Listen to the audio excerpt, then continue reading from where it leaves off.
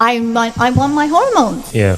And if they say no, you go find another doctor. Do you think like most women kind of wait to the point where it's just too much and then they explode? When the tank is empty, Yeah. there's nothing to give. Then you come to a breaking point. Welcome to the Chit Chat Show, ladies and gentlemen. Today we are seated with a menopause coach specialized in helping midlife women transition and navigate the menopause phase. We would like to welcome you to this empowering and eye-opening conversation about perimenopause, midlife transitions, and women's health. In this episode, we shall break down the science of hormonal shifts, discuss the physical and emotional impacts, whether you are experiencing symptoms, preparing for this phase, or simply just curious about this conversation. Before 1990, all studies were done on men. They didn't even consider women. Women, before they enter menopause, their incidence of heart disease is much lower than men. But after menopause, it's much higher than men. And they say that automatically the bad cholesterol automatically goes up 14% right after menopause. Estrogen is a precursor to serotonin and dopamine. And also progesterone is a precursor to GABA. And GABA is what makes us relax and sleep. Women have more testosterone than they have estrogen in their bodies. Wow. I mean, so I know you would never have known that. When you are in menopause, your uterus shrinks. Wow. So it becomes half the size or even less than it was.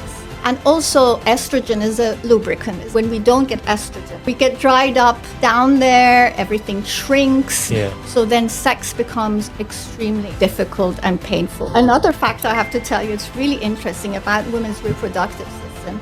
The woman's reproductive system, her ovaries, her uterus, her vagina, ages twice as fast as the rest of her body. Wow. So I think the chances of having babies become less and less and less because our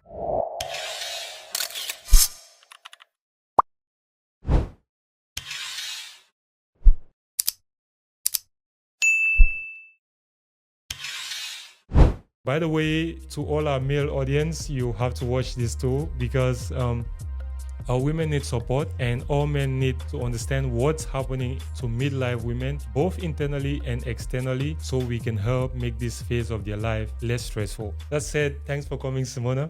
Thank you for having me. I'm very excited to have this podcast with you. It's a pleasure. How are you doing? I'm doing great. Today's a sunny day in Copenhagen for a change. Yeah. So I'm very, very happy, and generally, we couldn't ask for more. Amazing. How's life going for you these days? Yeah, life is great. As I mentioned, we live in Copenhagen. Copenhagen is a wonderful, wonderful city. And I'm very happy in what I'm doing at the moment as a menopause coach, helping a lot of women. Yeah, feeling great. Thank you. Awesome. Are you happy? So you're happy with life so far? Yes, happy, very happy. I'm How's your generally men- a happy person. I'm Yeah. always finding the glass half full instead of empty. Yeah. I could just get that vibe from Yeah, you, high yeah. energy. High energy, exactly. Positive, Yeah, life going, is great. outgoing. Yeah, if you think life is not great, then life will not be great. So always think Amazing. positive. Definitely. Amazing. How's your mental health? Mental health is great. As Yeah. well, as I said, I'm a very positive person. So I always think that the best things in life are happening or they're around the corner. So I think that really helps.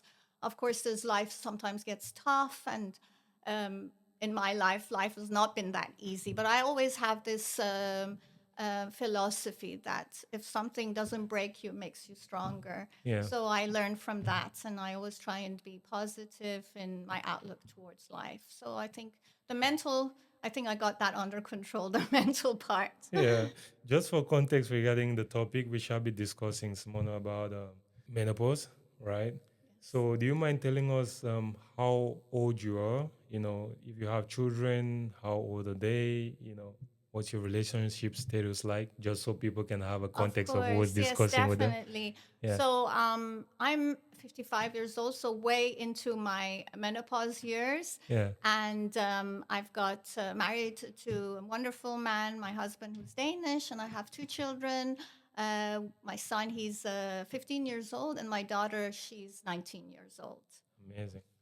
Wow. So, guys, there you have it. It's Simona, the menopause coach. You know, she has a lot of experience at 55 years old and she knows what she's talking about, right? That said, I'd like us to begin the discussion with the definition of perimenopause and how it differs from menopause. Okay. So, can I first talk about menopause and then it's easier, I Yeah, think. yeah. So, menopause is when a woman comes to the end of her reproductive years. That means when she has her last egg and when her ovaries aren't producing any eggs. So, most of our hormones, they actually are produced in our ovaries. So when a woman stops ovulating, they stop producing estrogen and progesterone, and we have testosterone as well, which half of it's produced and half of it in our ovaries, and half of it's produced elsewhere. And a really fun fact for your audience is that women have more testosterone than they have estrogen in their bodies. Wow. I mean, our levels of testosterone is a lot lower than men, but still we have higher levels of testosterone than we do estrogen. So anyway, Oh, so it's I the know first you would time. never have known that, would you? No, No, no, yeah. no. So it's a very interesting fact. Yeah. But perimenopause is and usually menopause happens from the age of 45 to 55, and the average age is 52. But perimenopause is the period that it's 7 to 10 years before menopause happens. So it could happen from your mid 30s onto the time that you become menopausal. Guys, we're already getting a lot of information. So, moving on, what hormonal changes occur during perimenopause and how do they affect the body and the mind? Yeah, very good question. So, perimenopause, as I said, it happens in your mid 30s and goes up to the time that you're obviously menopausal. So, what happens? There's huge fluctuations of estrogen that happens during perimenopause. So, we have like high. So women are still getting their periods during perimenopause. So, but the fluctuations are incredible. So you have like high suddenly estrogen, then estrogen falls and it goes up and it goes, and that causes a lot of mental issues for women. So women experience anxiety, depression, brain fog, irritability. So all these changes are happening in their mind, and I think that's a big giveaway for a lot of women at that age that this is happening, and it's all about hormones. It's not really about being depressed or anxiety. And I have a personal story I can tell you, Yeah. because when I was in my, I think I was in my, mid 40s or beginning of my 40s. And I was suffering from really severe anxiety, heart palpitations at night, especially during the night. So obviously I go to my doctor and I speak to my doctor and I said, I have this, and it's really hard for me to function. My sleep is affected. And my quality of life is affected. And my doctor looks at me and says, well, you have small kids, you have a busy life, and you are really stressed. And here's some anxiety medication, go and use them. And I think this is the story of a lot of women. And a lot of my friends and a lot of my clients that I work with, Yeah. they have the same experience. Yeah. So. By the way, that's also gonna be one of the topics we're gonna be discussing further down the line. So, guys, stay tuned if you wanna learn more about what to do when you go to the hospital and your doctor just brushes off the topic and gives you a bunch of pills, right? So we shall be discussing that too as well. Definitely, yes. Further down. Yes. But let's proceed to the next one, which is how do you think an active sex life affects menopause? Well, this is also another fact that maybe a lot of people, men, women, they don't know, that when you are in menopause, what happens is that your uterus shrinks. So it becomes half the size or even less than it was. Wow. And also, estrogen is a lubricant, is a natural lubricant. And when we don't get estrogen, everything dries up.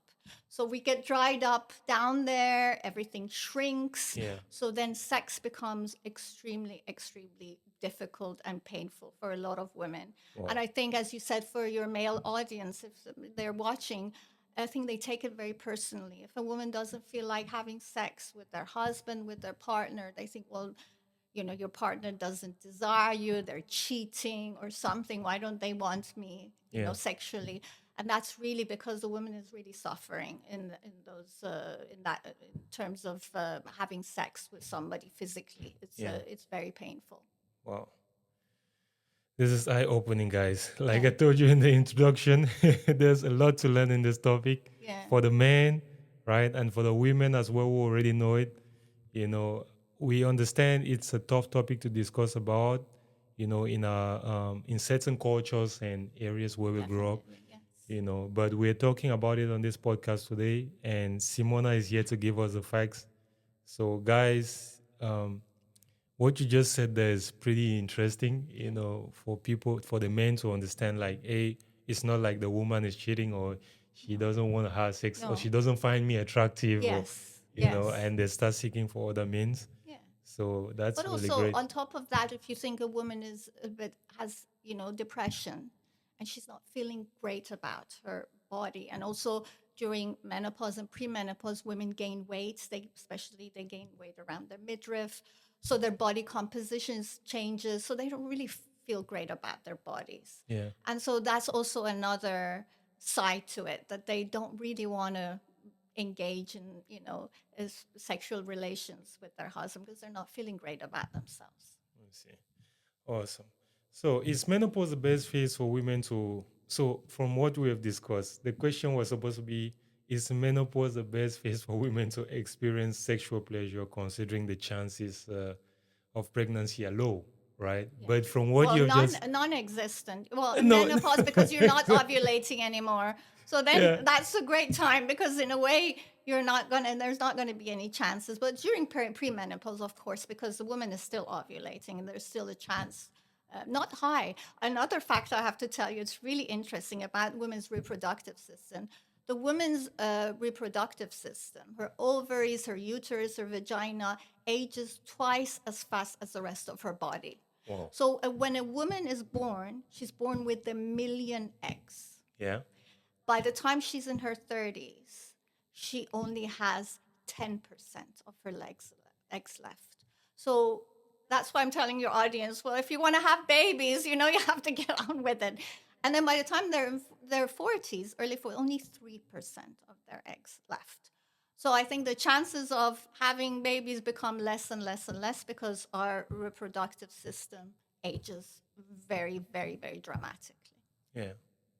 So what would we say about the cases of women who are like putting to birth in their 40s and 50s? Yeah.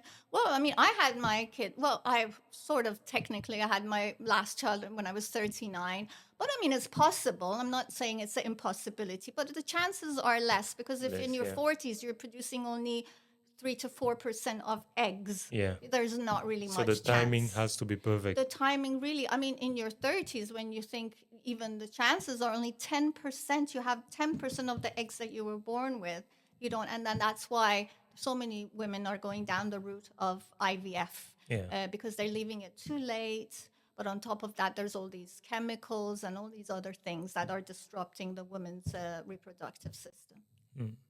I see. So, moving to the next topic, how do estrogen and progesterone fluctuations impact like other systems in the body, such as cardiovascular, neurological, or musculoskeletal health?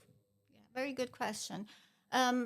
Women have estrogen receptors all over their body, in every cell, in every organ. We have estrogen receptors in our brain, in our heart, in our muscles, in our bones, just in our eyes, in our ears, it's everywhere. Yeah. So when we don't get enough estrogen, all these organ systems start breaking down. So the body is not functioning at its optimal level. So when you're not, obviously, if you're not getting enough estrogen in the heart, then the heart breaks down Yeah. and the brain breaks down. We need estrogen to be able to function properly. For instance, women, it shows in terms of cardiovascular health, it shows that women before they enter menopause, their incidence of heart disease is much lower than men. But after menopause, it's much higher than men. And they say that automatically, the LDL, I don't know if you know about LDL, it's the No. bad cholesterol. Okay. Yeah. The bad cholesterol automatically goes up 14% right after menopause. Wow. And LDL is really bad for you. It causes blockages in your arteries. And then you also have HDL, which is the good cholesterol, and that's supposed to be high, and that goes down.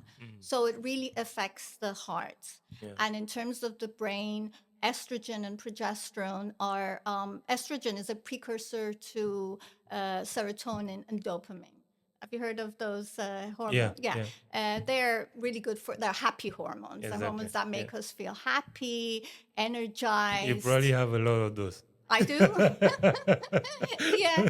So those are the hormones that we need to be happy. And when we don't get estrogen, those crash. And also progesterone is a precursor to GABA.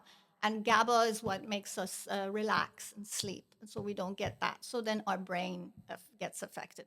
Also with brain fog. I don't know if you've heard, a lot of women in premenopause and menopause get brain fog, that they can't think clearly. Yeah. Mid-sentence, they forget the word, they can't remember the place, the name. So it's very, very frustrating. And then mood swings as well. A lot of women, my clients that come, they say they're just angry all the time. They lose their temper. So it really, really affects the brain as well. Yeah. So is there a standard age for perimenopause onset? Perimenopause, it is, as I said, it's about 7 to 10 years before menopause. So it could be anywhere from mid-30s Okay. to mid-40s. And what factors do you think could cause it to begin earlier or later? Earlier, later. It's really genetic is a big component of perimenopause. And when you go, if you have to look at your mom, when your mom went into menopause, and it's most likely you will go at the same age. Yeah. But there's not really anything specific we can say why somebody. I think it's genetic is a big factor in women going earlier or later. Some women go very early. They could be in their late 20s. They go into menopause or premenopause. So yeah. It fluctuates with every woman. Yes. What does the current research say about the connection between perimenopause and mental health? For example, anxiety, depression. And that's definitely, as I touched on before, estrogen and progesterone are very vital to our mental health because they're precursor to a lot of these neurotransmitters. We actually, after the age of 40, we lose 10 different neurotransmitters in our brain. So that's why women get anxiety, they get depression, they get all these different problems. And there's a very strong link to our hormones, why it happens. Yeah. One thing that's funny is regardless of the fact that the ladies are getting the menopause, the heart attack, you said the rate of heart attack increases during menopause, right? Yes. But it seems to be the men who are dying of heart attack more than the women. No, we're probably going to go back in their 50s. In their 50s. Well, Yeah. I don't know. I think that's what the statistics show. That's what I you hear probably, very often. It could happen. There's so much. I think stress is a big component. Diet is a big component. I think in this day and age, we're not eating very well. We eat a lot of bad things, a lot of sugary foods, a lot of complex, simple carbohydrates. And, just foods that are generally not good. So that's also a big part of why there's so many people that are getting, hard. And I think our lifestyles have changed so much because of, too much stress. Yeah. Yes. I see. What are the most common symptoms? Because you already named a few symptoms, right? But what are the most common for those? Just so we restate them again. What are the most common symptoms women experience during perimenopause? Well, women can experience up to 100. There's 100 symptoms. But the most common symptoms are They're hot flashes, night sweats, anxiety, depression that we touched on, weight gain, Yeah. sleep disruptions, joint pain. Those are one of the, and also vaginal dryness that we Wow. also talked about. So Yeah. these are the really major ones. Amazing. Guys, I hope you're taking notes on these topics because I, for one, I'm really learning something right now. It's an informative discussion. So, proceeding to the next question, how does perimenopause impact like sleep patterns and what are the long-term risk of this disruption in sleep? Yeah. Well, it's mostly, as I said, with the anxiety, like I had this palpitations, Palpitations, you and I said, had yeah. anxiety in the middle of the night. So that made me wake up and not, not be able to go back to sleep. So that was a big factor. But also during menopause, women get these hot flashes and they Yeah. get night sweats.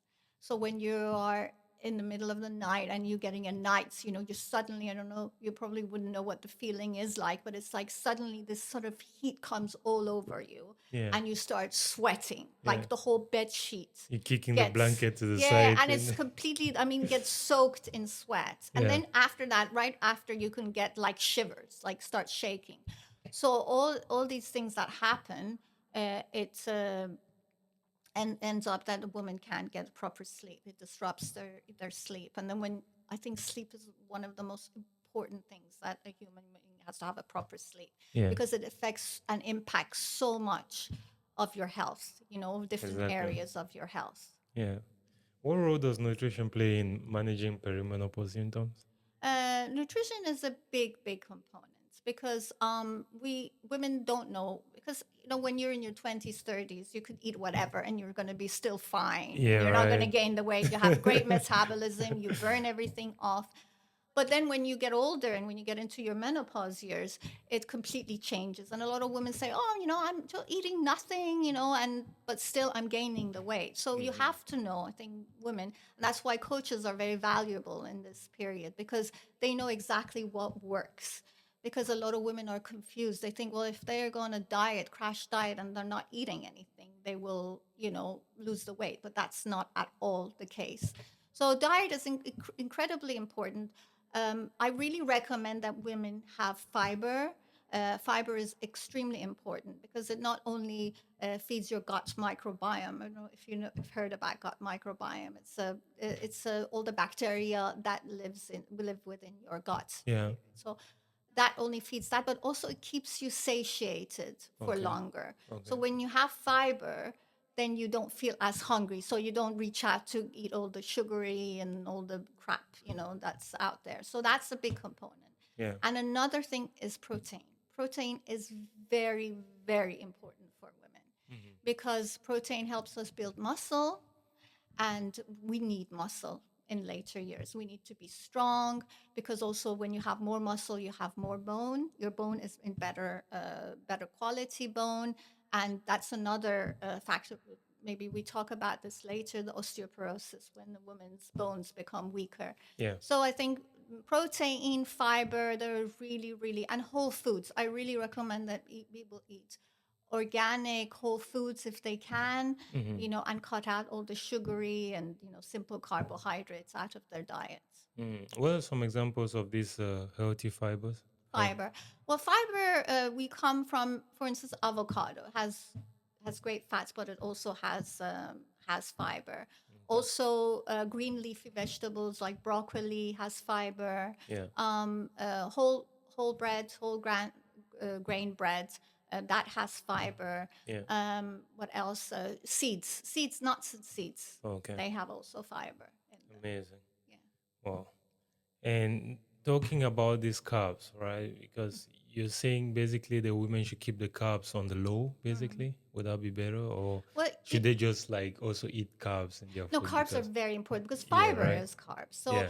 but we need to, there's a clear distinction between carbs. We have simple carbs, and simple carbs are white bread, pasta, Yeah. rice. Yeah. They're not good because simple carbohydrates turn into glucose in our body. Okay. And glucose is the same thing that sugar turns into glucose. I mean, we need glucose. We need glucose for energy. Our muscles need glucose because when we eat, for instance, when we eat simple carbohydrates, it breaks down to glucose molecules.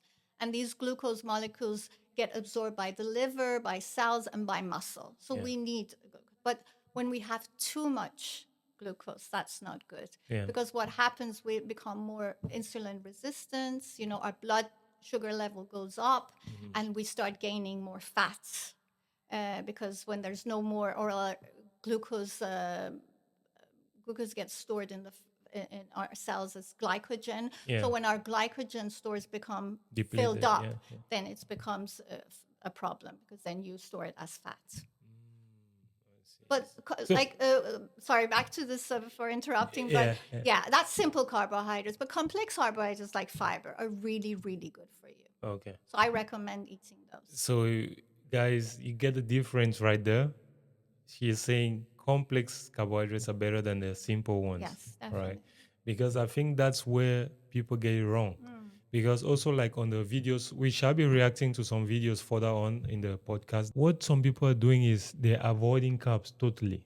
But they don't get this clear distinction, like you just mentioned, between simple and complex carbs. What kind of carbs not to eat? Exactly. Yes. Because they're just like, oh, I need to take carbs out and be on a diet of vegetables and proteins, or and they're thinking carbs is the enemy. Yeah, it depends the type of carbs, definitely. Yeah. Awesome, guys. So, moving to the next one, how important is exercise during this transition? What types of movements are better for like bone density, metabolism, or mental clarity, like you said? Yes. How did you overcome your own situation? I've always exercised. I love exercise. I'm one of those annoying people that just loves exercise. Okay. And I've always been active throughout my life. But I have to point out that exercise completely changes during menopause. Because before, you always, women, they do a lot of cardiovascular, they go running, they go they think, well, that's the way to lose weight, which it works for a while. They go on the treadmill for an hour. That's what I used to do for an hour, and they lose the weight, but they're not in menopause. And menopause exercise is very, very different. First of all, I think I really recommend that women lift heavy weights. We need muscles. And in order to get muscles, we need to lift weights. And not little weights. Not those little pink weights. We need 5 kilos, 5 2 kilos. kilos. No. Now, 5 kilos is still, it's too much. Like 2 kilos. When I go, because I actually do like a hardcore class. I do a heat class, which is a high temperature with weights. And I lift more than most men in the class. And I'm the annoying person going around to women and said, you know what, that's not going to do anything for you. You need to lift heavy, heavy weights. And no, you're not going to get as big as a man, because a lot of women say, I want to be delicate, I don't want to become like muscular, but you can't become muscular. But you need muscles. You're a good example of that. You're not looking muscular, and I'm lifting you're really still lifting. heavy weights. Yeah. And so you need to lift heavy weights, because when you have more muscle, you're metabolically healthier. Because as I said, when you're eating sugar or glucose carbohydrates, the glucose gets stored in your muscles. So the more muscle you have, the more you can store glucose in your muscles. So then the less fat you're going to have, because then there's not enough to go around for you to gain the fat. And also, muscle puts pressure on bone. So when muscle puts pressure on bone, it helps you get bigger, healthier bones, thicker bones. So it's very good, both in terms of your metabolism, but also in terms of your bones. It's a really, really good idea to lift weights. Also, when you're stronger, your chances of falling and you're injuring yourself, becomes less. So I think there's so much to lifting weights, and I really recommend. And also, another thing is that running and like crazy, doing like 3 hours of the cardiovascular is actually doing more harm than it is doing Right. good. Because women, they have a lot of cortisol. It actually creates a lot of cortisol in our bodies when we do this kind of exercise. You know, Okay. it creates a lot of stress. It gives a lot of stress to our bodies. So when our bodies have a lot of stress, they produce cortisol. And when you have high levels of cortisol, you store fats in this area. So I recommend HIIT. I've not heard of a HIIT. Yeah. High intensity interval training. Yeah. That's very good for women. And just walking, because walking is very low stress. Yeah. So Good for mental clarity. And mental clarity is both Yeah. for your mental clarity, is both for your body, and it really helps shift those fats in your body. Yeah. This is an excellent breakdown of what exercise does in this stage of life, guys. You know, and the role of exercise in life. You know, just the way you've explained it there is like, why are people exercising? You know, when you really like link the exercise and how you have to lift, what you have to lift, what you got to do. Yes. You know, it's really eye opening. Yes. You know, because there's a lot of superficial information going on around Definitely. these days. And that's why I'm so happy that you're into the science and the data and you can really break things down. Yes. So people know the differences. Yes. You know, and I'm like my own guinea pig Yeah. because I'm the age of menopause. Yeah. So I know what works, you know, and if somebody looks at me and think, well, she's slim, you know, she's got okay muscle mass. So obviously I'm doing something right. Yeah. Because if I were overweight and I was doing so, people will look at me and say, well, she obviously doesn't know because she's not a good example. But I know firsthand how things work out and how exercise, you know, helps during menopause. Amazing. What is the connection between gut health and hormonal health during this transition period? So gut health, as I touched on it before, we have this microbiome, you know, gut microbiome, which is made of these bacteria.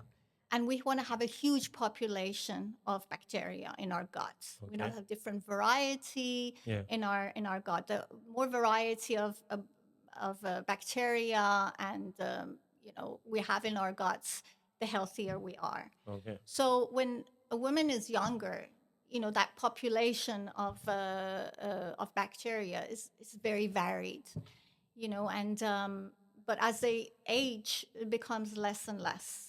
And actually, they say a menopausal woman's gut looks just like a male, so it turns into that. And so there's a big shift and a big change in the gut microbiome. And we know that gut microbiome, there's actually a direct access to the brain, and we actually call the gut the second brain. Yeah. Yeah, and there's a connection, and it's called the vagus nerve that's connected from the brain to our gut. Okay. And so if our gut is not, you know, if the population is not happy, it's not varied, then it affects our brain and it affects our mood. Yeah. And it's another really interesting fact is 90% of serotonin is produced in our gut, not in our brain. Yeah, so nobody knows this. So it shows you how important the gut is for you to feel healthy and happy. But also the gut microbiome helps with the immune system, inflammation. It lowers inflammation. So it's very, very important. I think there's more now science backing up this fact that we really we have to focus on our gut microbiome by giving it the probiotics, which is the bacteria, and the prebiotics, which is the fiber, to feed the bacteria. Wow. So I think this question doesn't even just relate only to women. I think it also relates to men and women and children, everyone, right? Wow. Yeah, definitely. That's amazing. So let's move on to another topic, right? HRT, like we were discussing before the show. Could you please explain the role of hormone replacement therapy and what the latest research is saying about the safety of these measures? Thank you for bringing that up because I'm very passionate about this. It just gets me very angry and frustrated about this whole misinformation around hormones. But I would just want to say again that we have estrogen receptors all over our bodies, and every cell in every organ we have, say, in our heart, in our brain, in our muscles, in our eyes, everywhere. So when we don't get the estrogen, our body breaks down. So what does that mean? That means we're not functioning at optimal level. We are gonna, and that causes later on for women to have heart disease, osteoporosis, Alzheimer's, dementia, and all these diseases. So it's very, very crucial that women get their estrogen. And it's not about, hormones are not about managing symptoms. Yeah. It helps with symptoms, but it's prevention. Okay. It's a preventative measure. And estrogen is highly, highly anti-inflammatory. So when we don't get estrogen, our body gets inflamed. Our joints, that's why we have joint and joint pain and aches, and also estrogen is a natural lubricant. So we need lubrication. We need it for our eyes, for our ears, for our heart, for our vagina, for our joints. So when we don't get, so it's very, very, very important that women replenish the lost supply of their estrogen. And I could go tell you the story of why hormone became such a boogeyman, such a big thing. I mean, it's a long story. If you have the time, I will tell you. You can maybe edit it out if it's too long. So before the 1990s, from the 1940s up to the 1990s, women were given estrogen. Okay. At first estrogen, and then they combined it with progesterone because that was safer. So doctors were prescribing HRT to all their patients, and they realized, wow, it's really doing a lot of good for their patients. Heart attacks, incident of heart disease came down, and women were thriving. But this was all based on epidemiology. That means the study of population. And observational studies. So then in 1990s, doctors in the medical system decide, okay, we want to do a randomized trial on this, randomized controlled trial. Yeah. So in the 1990s, 1994, I think, the Women's Health Initiative, WHI, they ran this big study. It was $1 billion study. And it was with 37,000 women, so a lot of women. Wow. But we have to note that the women that they chose average age was 62. So between the age of 50 all the way into the 70s. Yeah. And that was a big flaw in the study because that was past the menopause. And we know there's a window of opportunity of 10 years. Well, from the day that you get your last period is when menopause starts until 10 years after. That's the window of opportunity. That's where you can start prevention during that time. So there were women that were already so much older. Already, but they were already probably they had heart disease, or they were they were not healthy individuals. Not they obviously had something, because as you get older, it's with aging, all these problems happen. Yeah. And then what happened was that they divided these two groups of these women into two groups. One that had a uterus, and the group that had a uterus, they only gave estrogen. And with the group that didn't have had a uterus, they combined progesterone with estrogen. Okay. So one group didn't have progesterone, and the other one had progesterone. Yeah. And we have to also note that these form of hormones were synthetic hormones. They weren't bioidentical, which now doctors give out. So they were completely synthetic and not natural to a woman's body. Okay. So when they gave this, and also they had two other branches that were the placebo. So they were giving placebo to the women as well. So the study was supposed to be 7 to 10 years. So right in the middle of the study, they suddenly realized that the group that had the estrogen together, suddenly they had more incidence of breast cancer. Yeah. So what happened? They all went into panic mode. They thought, oh my God, it's like this increases breast cancer. So before the study was stopped, they announced a press conference, and they came out saying, oh, this increases, hormone therapy increases breast cancer by 25%. It causes blood clots, it causes heart disease. And so it's just panic everywhere. Yeah. And a lot of women who were living at that time and heard this, they said it was just this incredible news. So a lot of women at that point, 40% of women were taking hormones. They dropped their hormones straight away because nobody wants to get breast cancer. Yeah. But then I have to stress that this was happened, but it was really a misrepresentation of the numbers because the increase of incidence was 1 in 1,000.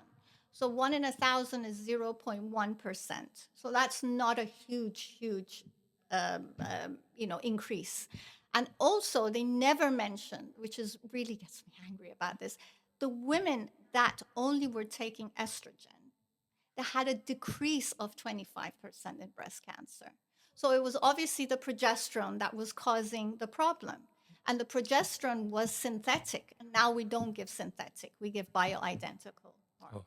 Oh, okay. So there was a lot of mistakes in the study. I mean, the study was designed, designed incorrectly. The women they chose were overage. So that was the problem. And that's what's caused all the fear about taking hormones. Wow. And I think it's really important for your audience to know because I think, as I said, hormones are so important to a woman's health. And I think it's just so much misinformation, misinterpretation of data. Yeah. That's what happened with the press. I think overall, the hormone topic is it's not just for women even. I think overall the hormone topic is kind of a taboo as well. When people say they're taking hormones or they're taking extra drugs from the doctor to which are naturally produced by the body, people tend to perceive it as, they're on probably some steroids or some negative things or Yes, you know. definitely. Yeah, but I feel like naturally as humans we probably need some support from the medical world as well too. Definitely. I think women have been really sort of ignored and sidelined by the medical industry, by health services, by their doctors.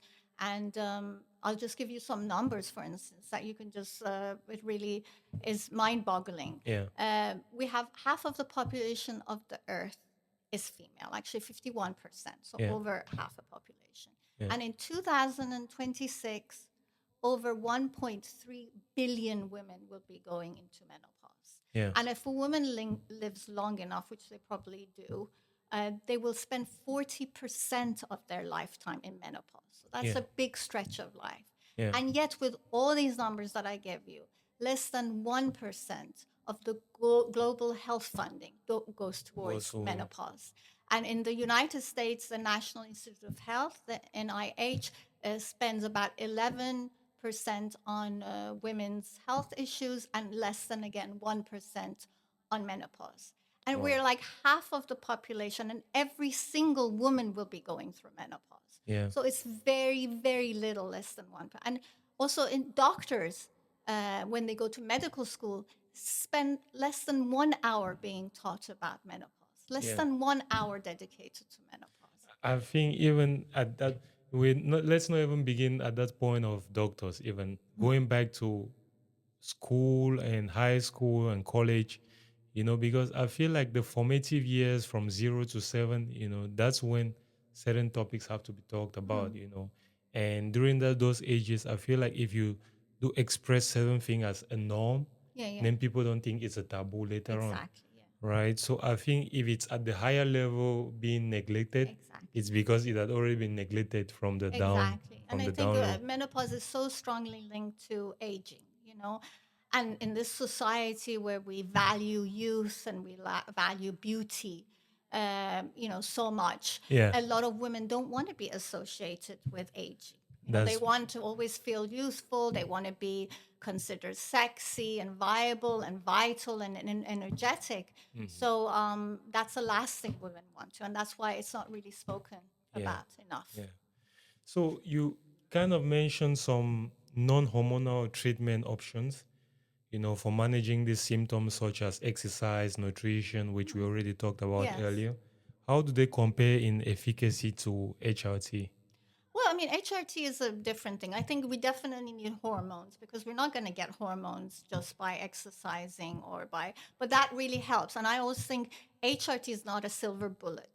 By itself, if you just take hormones and then you eat very badly and you don't exercise and you have stress in your life, it doesn't solve a lot of problems. So it has to be a combination. Okay. I think combination of hormones and a combination of lifestyle changes. Yeah. But lifestyle changes are extremely important to a woman's health. As you said, nutrition, exercise, managing stress, getting Yeah. enough sleep. So those all are huge, huge components. And other things like being connected to nature, for instance, that's a big thing. So we really need to, it's not like a one thing. I think Yeah. it's a very much of a whole package that we need to consider when it comes to women's health. Yeah. You try to treat the problem from different angles. Different angles, exactly, yes. I see. So, how can women advocate for themselves in like healthcare settings? Because we were talking about going to your doctor for anxiety, and the palpitations you had at night, and they gave you a bunch of pills. Yeah. So, how can women advocate for themselves when they are being dismissed as normal aging and Yes, of course. or they are crazy maybe sometimes as to say. I know it's very depressing actually, but I think number one thing women can do, women can talk about it. Yeah. To their other fellow women, to our friends, to our colleagues, because as you said, it's a taboo subject, but the more we share our experiences, we share our stories, share our struggles and what we're going through and all the misinformation and the confusion, the more we talk about it, actually, the more we're going to get out of it. And the more we talk about a taboo subject, it doesn't become taboo anymore. We normalize it. So I think number one, women really need to talk about this with other women. Yeah. And then it also gives the permission. Like if I'm really embarrassed saying, I'm in menopause because, that means I'm old. Yeah. So, but if somebody, your friend or your colleague, somebody comes to you and says, listen, I'm going through menopause and I'm getting all these symptoms and I have all these struggles, then it gives you permission also to open up and say, you see, I have the same thing. That means it's okay if I talk about it. So that's very important. Also, I think about advocacy, women really need to hold the medical system, the health system, their doctors, their government representatives, policymakers. They have to hold them accountable. We need to be heard, we need to be seen, we need to be validated. Because we've been ignored for so long. As I say, gave you the numbers, less than 1% of the global funding goes to women. This is incredible. This really should not happen. And we need to get more care. We deserve more care. We deserve more funding for a lot of studies about this because we spend 40% of our lives in menopause. And there's half a population of women going through, they will be going through menopause. So it's a really, really big issue. And I think I find because I know a lot of my clients and friends that when they go to their doctors, it happened to me as well that, you go to your doctor and you say, well, I think I need hormones. And they're like, well, what are you talking about? Menopause is a normal part of life. You just have to get on with it, get through it, Yeah. But no, you don't need to. So you need to really, that's what I did. I really stood my ground. I went to the doctor and said, listen, I need hormones. This is all the information I have. I gave them my notes, all my studies. And I said, listen, this is it. I want my hormones. Yeah. And if they say no, you go find another doctor. Exactly. And you find another doctor. But if you going back to my first point, if women talk about this, then maybe your other friend would know where to go, because they've also had that. Like, oh, this is what happened as well. Like, when my clients and myself, like I found in Denmark, it was really hard to find a hormone doctor. So I did find one. Yeah. So then I'm now recommending her to everybody. So I think it's really, you need to make a point about it. You need to raise your voices, and you need to stand your ground and just not accept that they just brush you off. Yeah. Wow. That's those were some great points, guys. If you're listening and you're wondering what to do in this kind of tough situations when you're at the hospitals, because most of the times the doctors are probably stressed as well with 100 people waiting in the waiting room.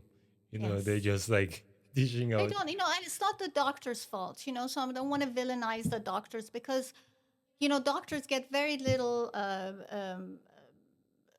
as I said, about 1 hour in medical school. So they don't get training much about menopause. They don't know about menopause themselves. And they're so overworked and they don't have enough time. Usually have 10 minutes with the doctor and then they, Yeah. but I think having said that, I think within this day and age now, there's so much talk about menopause now. I mean, you see big celebrities like Oprah, Halle Berry, Maria Shriver, they're all talking about this. It's all over the internet. As I mentioned to you, it was like a #1 podcast last year on Yeah. menopause. So there's more and more information. So I think doctors really owe it to their patients to know a little bit more about this topic.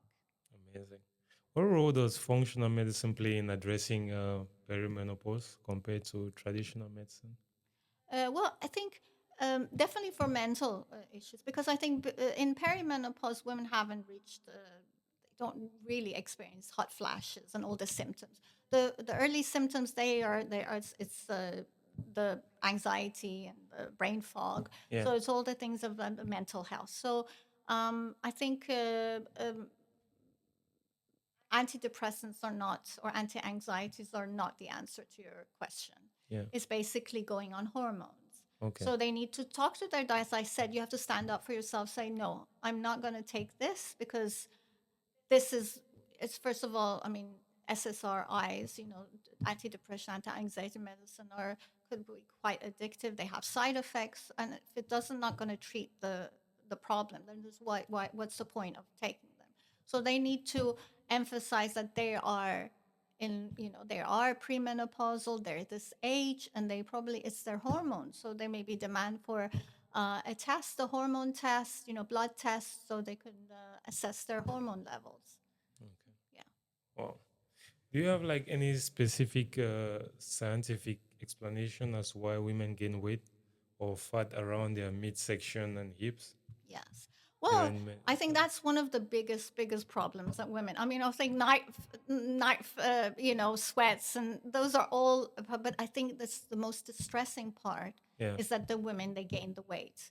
And as I said before, they're doing all the right things. They're exercising like a crazy person. They're eating nothing. And they're like, it doesn't work. Why is it I'm not eating anything? I'm exercising. I'm still gaining weight. And your body composition completely changes. Yeah. So you're losing muscle.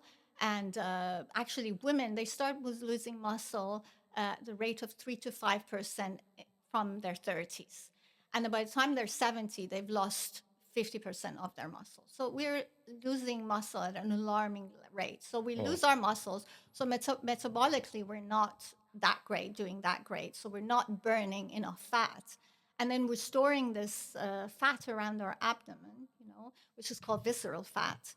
And the reason is also cortisol. So when you exercise like crazy, when you don't eat enough, you're causing a lot of stress to your body. And when your body is stressed out, it's producing cortisol. And what cortisol does, it stores fat.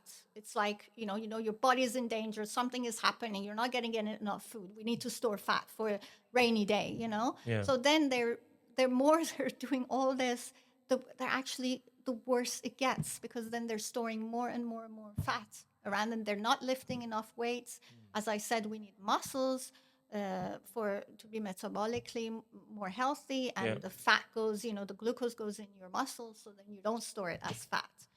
So yeah. Wow. There's a whole, I feel like there's a whole circle around it. You cannot just attack the problem from one direction. No. That's the vibe I'm getting. Yes. There's a whole lot of different things you have to be taking note of. Yeah.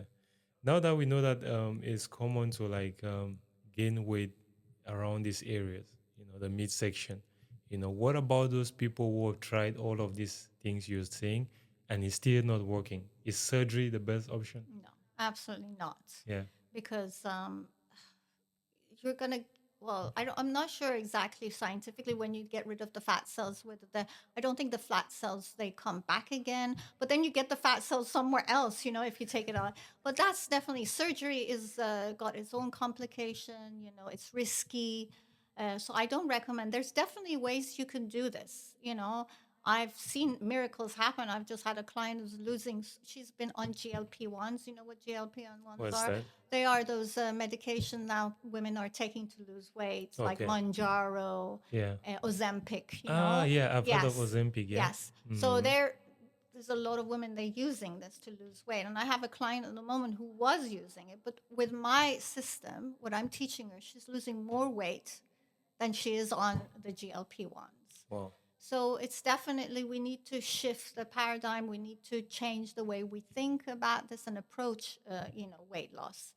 It doesn't work the way it worked before. You have to do it completely a different way of, tackling this. Yeah.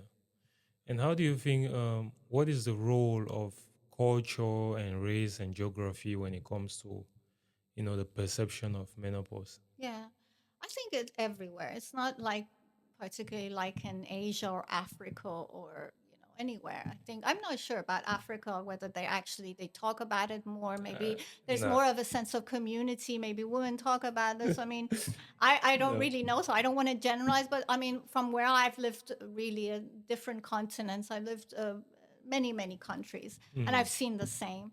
I think, as I said, menopause is strongly linked to aging. And women don't want to be seen as age. They want to feel sexy and vibrant and desirable. And I think when you say menopause, you think, oh, she's past it, Yeah. left to pasture, So that's the problem. That's the issue. But then women can have, I mean, look at Halle Berry. Isn't she amazing? She's Yes, 58 years old. Yeah, I mean, right. I would just kill to be have a body like her and to have the energy she has. I mean, Yeah. she is really a great example that actually your second half of life after menopause could even be better than before, because now you have wisdom, you have knowledge, you have experience. Yeah. And if you take your hormones and if you do the right things, in terms of exercise, you can have a healthy body, and it's just incredible things you can do. And your kids have all grown up and left, so you have so much time to yourself. But if you're not have a healthy body and you don't have the confidence, there's no point. But there is really light at the end of the tunnel. There's so much hope for women. Amazing. What advice would you give to the younger women, who are preparing, to get into this phase of life, mentally and physically? What should they do? Yeah, I hope that women who know more about this, they could teach their daughters, they could talk about it. I certainly do to my daughter. And I think you have to prepare, as I said, earlier, that your ovaries age dramatically. So by the time you're in your 30s, you only have 10% of your eggs. So it's a really big issue. And I think if women are prepared going into menopause, then they can do better. If you know better, you do better. So if you know what to do, then you're definitely will go into menopause a lot better, and you come out on the other end much better. If you know better, you do better. That's Yeah. that's a good catchphrase Yeah. right there. So, what are some practical strategies for managing these unexpected or disruptive symptoms, in daily life, such as mood swings at home or during work? Yeah. You know. Well, first of all, I would say don't kill your husband. So that's Yeah, my biggest right. advice. We'll see one of the videos soon. It's crazy. Try and Yeah. hold yourself back. But as I said, I mean, there's hormones, but there's also a lot more exercise. As we said, exercise is extremely important to control your mood. That certainly works for me when I'm low, or I've had a bad day. I just go to the gym, and then straight away I feel so much better because it raises your dopamine. Dopamine again. Yeah, so that's a big thing. And also your diet, as we said, the gut microbiome is so important, and 90% of your serotonin is produced in your gut. So if you eat well and you give it the fiber and you give it the food that they like, the bacteria, then you're going to be happier. Yeah. So they there's send the signal back up. exactly. Okay. Yeah, and then if your sleep is also sleep hygiene, if you're not getting enough sleep, you're going to be in a bad mood. That's when you really want to kill somebody. So better to get your sleep, under control, and get your exercise and get your nutrition, and that could go a long, long, long way. Awesome. So how can our partners and families, kids, sons, daughters, how can they help women or our workplaces as well. How can we better support the women during this Yeah. phase? Well, workplaces, I don't. It's about. I think around 10% of women drop out of the workforce because of menopause, and a lot more consider dropping out. So it's really affecting their, work situation, the quality of their work. Okay. And I think, as I said, if there's 50%, 51% population of the Earth is women, so employers should now take stock of that, and they notice. And if they provide better care for women, and maybe shorter hours, I don't know, some kind of a to make women's lives easier. I Yeah. think that would be really, really great, Yeah. because it has to be changes within, from the grassroots up. It has to be from our government, from policymakers. They're the ones who make the policy. So if they, for instance, pass laws that your employer has to make certain provisions, then that should be the case. And in terms of partners, I think women should talk to their partners, and there should be, as you said, in school, Yeah. there should be education Yeah, about. right. So when your partner is going through all these mood swings and they're going through all these problems, and they don't take it personally, they understand their spouse better. I think a lot of divorces happen Yeah. because of this.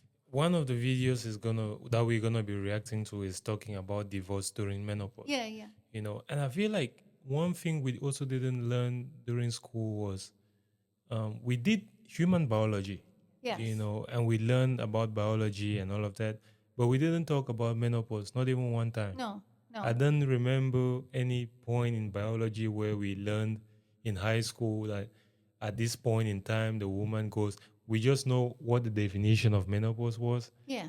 but there was no in-depth, No. Study yeah. of this topic, Yeah. where the girls could feel like comfortable in Yeah. class. Yeah.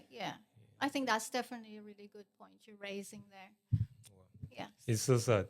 We are almost getting into the video reactions, but before we wanted to do that, I was thinking, do you have any extra information which you want to share about this topic? No, I think we really touched on most of the things that we wanted to talk about. All Yes. right. Just in case you had something else in mind. Well, I would also like to, before we stop, I would like to say to your audience that if they need any help and any guidance, they Yeah. could contact me. Exactly. I'm on Morandi Health is my website, www.morandihealth.com. So they could contact me if they have any questions, if they need help to get through this. I'm very happy to help. All right. So we'll just put a link to website. Is it a website? Yes. All right. We'll put a link to a website down in the description. Yes. Right. And also on Instagram and the post which I'll be making. Yes. We'll put a link to that. Thank you. Awesome. I appreciate it. Here it's this is the first video. Women entering their 40s, what happens to their hormones? This is also known as menopause, and it's not as complicated as you might think. Make sure you save this reel, because I'm going to tell you everything you need to know about menopause. Stick around to the end, because we'll be covering what happens, how this affects your body, and what symptoms you can get. But firstly, what happens? The number of follicles inside of your ovaries goes down. So for this reason, the hormone FSH can't properly stimulate the follicles. And for that reason, there's no LH surge, luteinizing hormone. With no LH surge, then there is no ovulation. And with no ovulation, then there's no estrogen production. Secondly, how does this affect your body? Well, the first place are the ovaries. Because of the lack of the follicles, then the ovaries become smaller, thinner, and begin to scar. Because of the lack of estrogen, then the mucosal layer of the vagina begins to atrophy, which makes it drier and thinner. Bone health. So in normal healthy bones, there are two major cells.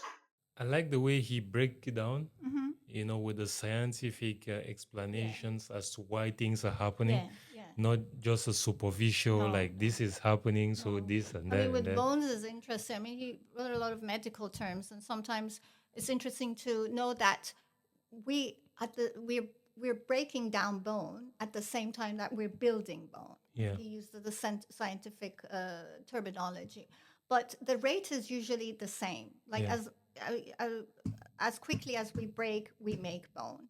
But as women go into menopause and when they stop producing estrogen, they're breaking down bone more quicker than they are making it. So what happens, our bones become porous, they become fragile, they break easily. And another really important statistic is that when a woman falls when they're age 65 or over, the chances of death is like 25% with surgery in a year. And without surgery is 75%.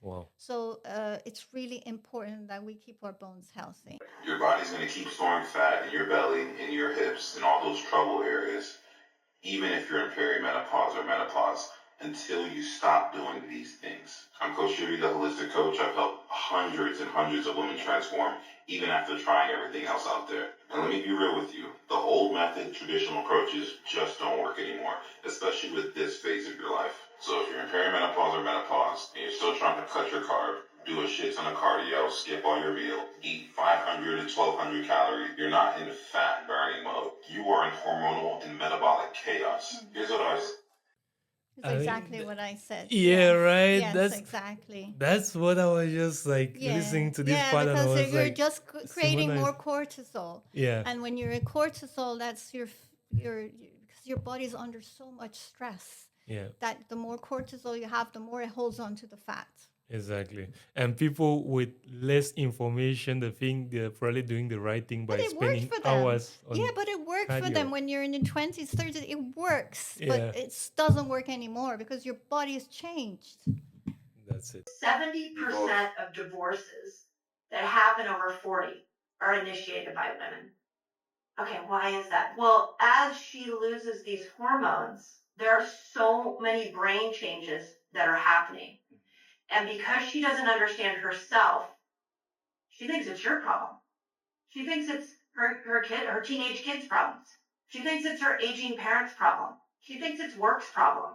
She doesn't go, oh, okay, wait, I've got some neurochemical changes going on in my brain that I need to make sure that my lifestyle supports. Since that conversation isn't open, she turns on everybody else. For years, I had so many women that came into my clinic and they said, whatever you... One thing I just wanted to mention here is, do you think like most women kind of wait to the point where it's just too much and then they explode? I guess so, because there's so much you can take. Yeah. And women, we're always, programmed the way we are biologically, and I think that innately, we're always the caretaker, and care provider. We're in the family. True. We look after our husbands. We look after our kids. True. We look after our aging parents. So there's so much we do. And when the tank is empty, there's nothing to give. If you're not sleeping well, if you have a lack of energy, if your mood is not right, if your body is changing and you don't feel like yourself, then you come to a breaking point. Yeah. Please help me stay out of my doctor's office. And I was like, why? Because they don't understand me, and when they don't understand me, all they do is give me an antidepressant. And I feel so lost in what I'm supposed to do to help my own brain health, help my own body health. And we start... I think that's what you were saying, right? Like when most people go to the hospitals, and like you in your own case too, when you went and they gave you a few pills to like just dismiss you off to the next client, to the next patient who was in line. That's so true. That is, and it's not, my story is not unique to me. It happens to majority of women. Actually, as another really interesting fact is that before 1990s, all studies were done on men. They didn't even consider women. So most of the medication that is out there, they are done on men. And we're so physiologically different. And I think when it comes to fasting as well, because fasting, it causes stress to the body. And women don't do well with stress after menopause. That we said, it causes increase of cortisol and it causes weight gain. And there's a way you could do fasting. That's a whole new topic. And I've heard a lot of older women saying they want to do fasting. The thing is going to be a solution, or maybe like some coaches telling them to do some fasting. This intermittent fasting thing. But fasting helps, of course, because you're eating less. So sometimes it works, but you have to know how to do fasting. For instance, if you first thing in the morning when you wake up, I think the first 10 minutes after you wake up, your cortisol levels are really high. Uh-huh. Just for, I think, also men as well. Yeah. That's how you wake up, because the cortisol is high. So if you're fasting, you have cortisol on top of cortisol. So that's not good. So I really recommend, if a woman wants to do fasting, they do it later at night. So maybe eat earlier, stop eating at 3, and then you have the whole window of fasting, and then break your fast in the morning.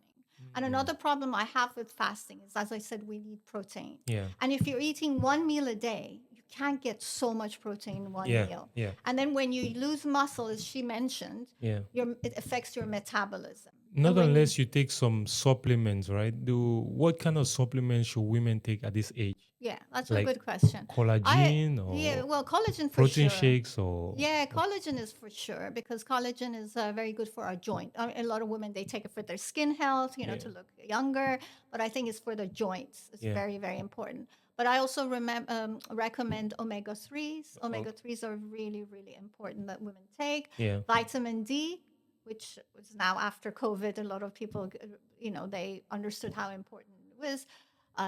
Vitamin K2 as well, magnesium, and another thing which was very surprising would be creatine. Have you Yeah. heard of creatine? Yeah, right. Do you work out? Yeah, I do. So you know that creatine is very important, and there's so much studies been done. Exactly. And that's more for building muscle, yeah? It gives you the ATP, the energy to build more. But also now more studies have been done that it helps your brain.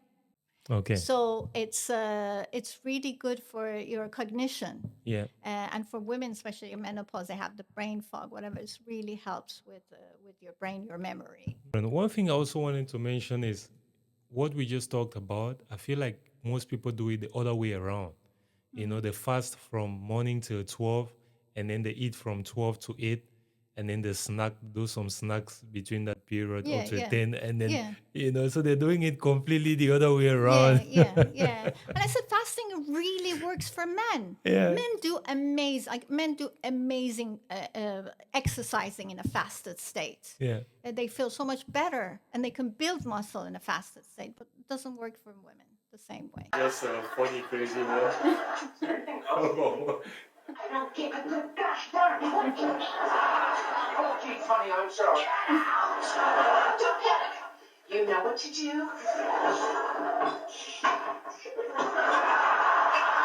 I may have been a little irrational today. Yeah. I like the fact that at the end of the day, she comes back and says, she realizes like, oh, I might have done a lot of crazy. I know. But it's like humor is such a good thing. I think in this menopause, it could be such a dry and depressing, topic. I'm really feeling it today. I feel like the menopause has just absolutely given me a right battering. I've started bleeding again heavily. I've got awful cramps. I feel like there's a 10-pound weight hanging out at the end of my vagina, pulling my womb and all my bits out. I've had this before. Obviously, it's very similar to periods. I guess it probably is a period, but I have gone years without bleeding until fairly recently before Christmas I started bleeding. So I went to go and get all the tests and investigations done. And it's nothing sinister. I know I've got a fibroid, and I do occasionally have cysts on my right ovary, the fibroids on my left-hand side. And it just feels like that's happening again. One thing I like about this, that I did find about this video to be very interesting, was that she's very open about what she's going through. Yes. Even though it's creating content, but at least you're educating people and creating some because awareness. somebody might be going through the same thing. So Yeah, right. It really is important that we be honest and be transparent about it, because we can help so many people who are going through similar situations to understand, well, this is not a big problem. So I'm not dying, I'm bleeding, because I might have a cyst. Yeah. Yeah. Yeah. Amazing. So those were just some videos I found interesting on the Yeah. internet, which I thought maybe we should talk about. We are actually at the end of the show right now, and before we're closing, we always like to give the guests like a minute or two to express themselves if you have anything on your mind. Yeah. Before we Of close. course, yeah. Yeah, Well, thank you for having me. it's a pleasure. It's a great opportunity to be able to talk about menopause, and I really want my mission is very simple, but it's very close to my heart. And I want every woman out there to know that there's help, there's hope, and there's a solution, that you're not alone. Yeah. We're all in it together. There's 1.3 billion women are going to go through menopause. So we're all in it, and we need to talk about this. We need to raise the issue. And then there's life after menopause, and actually there's better life and better opportunities. If you're healthy, you can, live an amazing life after menopause. Yeah. Because I feel like, just to corroborate what you're saying, I feel like that's what most women say, right? That life is actually starting when they're 60 years old. Yeah. Yeah, because if you're healthy, if you're not healthy, if you're suffering, then definitely not. But Yeah. if you're healthy and you have energy and you have vitality, there's so much you can do. Yeah. That would be the best period then. Yeah. All right, guys. Thanks for watching, ladies and gentlemen. Do not forget to like, share, and subscribe. And for all those who are watching, if anyone wants to share their story, please contact us. And if you have more questions about the topic of menopause, perimenopause, women's health, here's Simona. She is an expert in the topic. I hope we were able to shed some light on this taboo topic today.